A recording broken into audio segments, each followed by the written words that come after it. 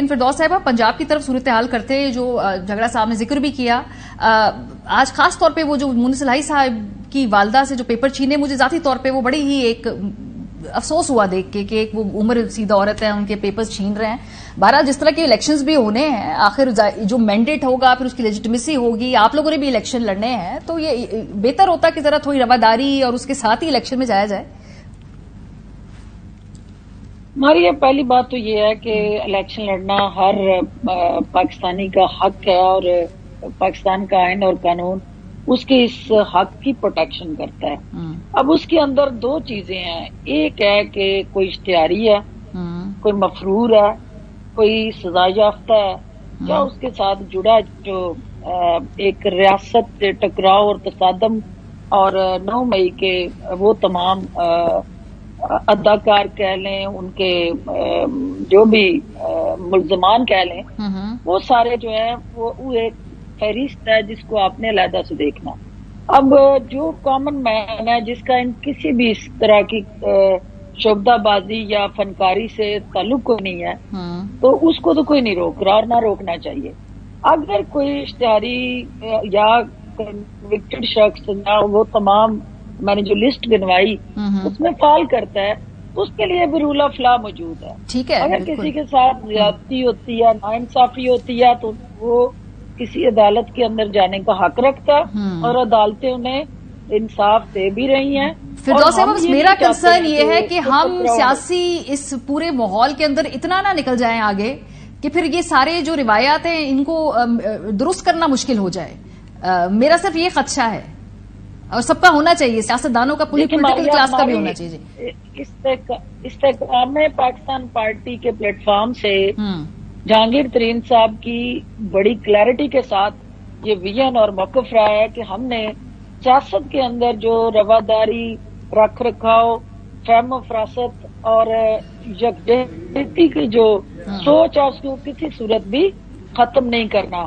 और वो बदकिस्मती से इंतशार, तसादम, टकराव और खिंचाव वाली जो पीटीआई की पैदा करदा एक सोच है, क्योंकि हमारे सियासी इख्तिलाफात हो सकते हैं, सियासी प्लेटफॉर्म पे हमारे बयानिए मुख्तलिफ हो सकते हैं, हमारी पॉलिसीज डिफरेंट हो सकती हैं, लेकिन हमारी कोई जाती अदावत नहीं है, ना हमारा किसी से कोई जाती झगड़ा है। लेकिन एक माहौल ऐसा बन गया बदकिस्मती से पिछले चंद सालों से कि जो मुखालफीन है वो हमारे दुश्मन, और उनको हमने टारगेट पे ले लिया।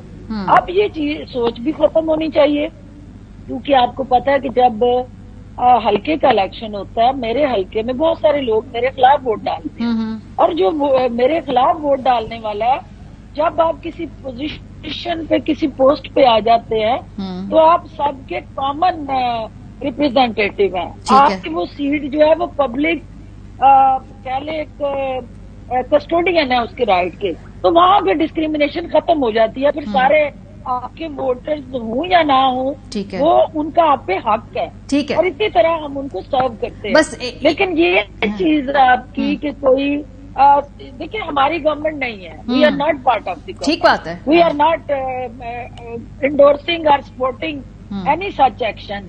हमें ये देखना है कि रूल ऑफ लॉ को इंश्योर करने के लिए इलेक्शन कमीशन अपना क्या किरदार अदा करता है, और उसके साथ साथ अदालतें जो है वो स्पीडी ट्रायल को किस तरह इंश्योर करती है। ठीक है, अच्छा क्विकली मुझे कोई अदालत इनके खिलाफ, पीटीआई के खिलाफ फैसला करती है, तो फिर इनको भी उसको मानना चाहिए। सर, ये प्रॉब्लम यही है ना, आज जब कल कुछ रिलीफ मिल गया अदालत से, तो आज हमने पूरी स्ट्रिंग ऑफ प्रेस कॉन्फ्रेंसेस चलाई हैं जहां पे जो दूसरे लोग हैं या उनको वो फैसले पसंद नहीं आए। फैसले अपने अपने पसंद के सबको अच्छे लगते हैं, तो वो जो कल फैसले आए हैं उसके ऊपर आज भी हमने देखा कि काफी ज्यादा जो तनकीदाना प्रेस कॉन्फ्रेंसेस हुई, ये अक्रॉस द बोर्ड है कि हर किसी को अपनी पसंद का फैसला चाहिए होता है।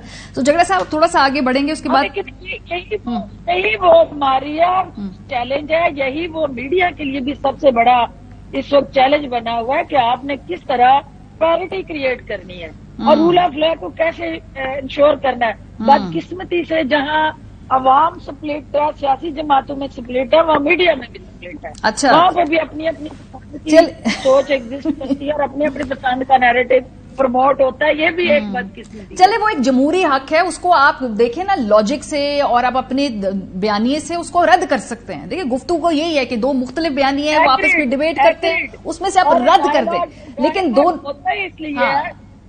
लेकिन हर बयानिए को पेश करने का जरूर हक होना चाहिए, ये बराबर हक होना चाहिए। मेरा इस बात पे ख्याल है। आप उसको रद्द कर दें, ट्रैश कर दें, उसको पंचर कर दें, उसमें लॉजिक को बिल्कुल तबाह बर्बाद कर दें, वो सबका इस्तेकाक होता है। झगड़ा साहब थोड़ा सा मैं आगे बढ़ूंगी। अब इस वक्त प्रॉब्लम यह है कि चूंकि अब आपके ऊपर दो इश्यूज हैं, एक तो पार्टी में वो निशान भी नहीं है और आपको जो कैंडिडेट में पेपर्स फाइल करने हैं, तो ये दो तरह का चैलेंज है इस वक्त आपके ऊपर। तो क्या इसमें ये भी ऑप्शन है कि तहरीक इंसाफ के कैंडिडेट्स खुद आजादाना इलेक्शन लड़ें? ये हुआ था, ये PMLN के साथ रिसेंटली हुआ, जब उनके निशान ले लिया गया था तो फिर वो सेनेट के इलेक्शन में आजादाना तौर पे इलेक्शन उन्होंने लड़ा था। सो क्या ये भी एक सोच है? हमारे साथ तो दो नहीं, काफी प्रॉब्लम्स रहे पिछले चंद महीनों में, और मेरे ख्याल में दूसरे साइड के साथ एक प्रॉब्लम है, और वो ये है कि अवाम नहीं मान रहे, और उस वजह से इतनी डेस्परेशन है। देखिए, सब कुछ ना हुआ तो वाकई फिर एंड में इंडिपेंडेंट लड़ना पड़ेगा। मेरे ख्याल में बीच में ऑप्शंस है, और मेरे ख्याल में अदालत को इंसाफ करना चाहिए। जब काजी फाइज ईसा साहब ने कहा था कि हम जमहूरियत को डरेल करने किसी को नहीं देंगे, बल्कि उमैर नियाजी साहब की ये खुशकिस्मती या बदकिस्मती होगी कि वो 4 डिक्टेटर्स और एक इमरजेंसी प्लस, और यहाँ पे जो 350 दिन इलेक्शन नहीं हुए पंजाब और KP में, उसके बाद वो शायद पाकिस्तान की तारीख के पहले इंसान बने जिनको पनिश किया जाए जमहूरियत को डिरेल करने के।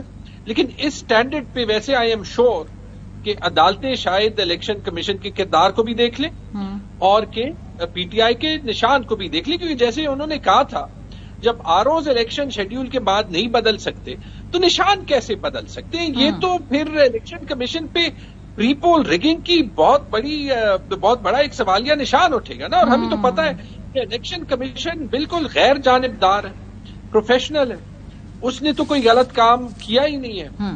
आइन के मुताबिक 90 दिन में इलेक्शन करा दिए, पंजाब और खैबर पख्तूनख्वा में इलेक्शन करा दिए। वो जो एक मसला है उसका हल नहीं निकल रहा, ठीक है, तो मुझे नहीं पता कि इलेक्शन के दिन क्या करेंगे। 12 करोड़ वोटर हैं, 6 करोड़ डालते हैं, 6 करोड़ में 4.5 करोड़ PTI के लिए डालेंगे, तो 4.5 करोड़ लोगों को रोकेगा कौन इलेक्शन के दिन?